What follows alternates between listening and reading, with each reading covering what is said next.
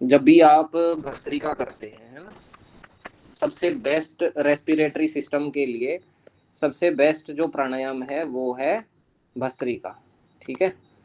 तो मेरा अनुभव ये रहा कि रेस्पिरेटरी सिस्टम हमारा, क्योंकि भाई बचपन से लेकर के पूरी जिंदगी भर सांसें चल रही हैं तो सब कुछ चल रहा है, तो ये तंत्र कभी खराब नहीं होना चाहिए। यानी कि सांस लेने और छोड़ने की प्रक्रिया जिसमें होती हो वो है रेस्पिरेटरी सिस्टम।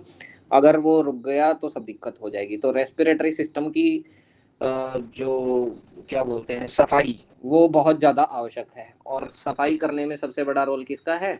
भस्त्रिका प्राणायाम का है। ठीक है।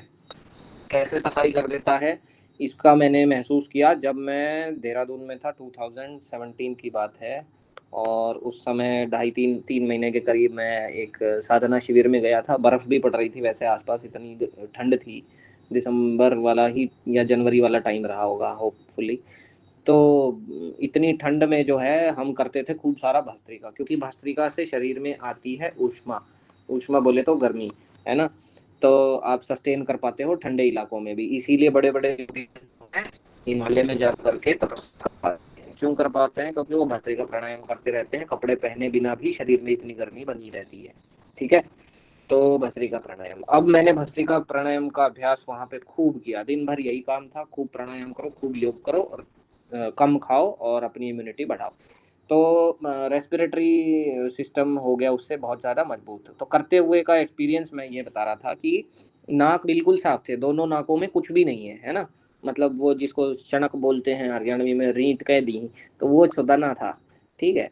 तो आपके यहाँ पे क्या बोलते हैं वो थोड़ा बता देना, अभी मजाक के लिए पूछ लेंगे आप लोगों से।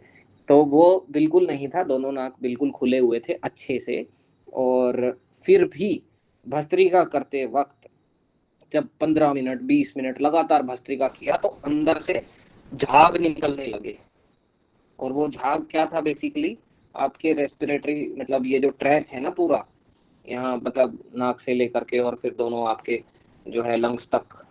ठीक है। तो ये जो पूरा ट्रैक है, इस ट्रैक में जितनी भी गंदगी रही होगी वो सब बाहर निकल गई। ठीक है। प्लेन बोलते हैं अंग्रेजी में, सही कह रहे हैं आप। PHLEGM। तो मैं कह ये रहा था कि नाक नाक से झाग निकलने लगे।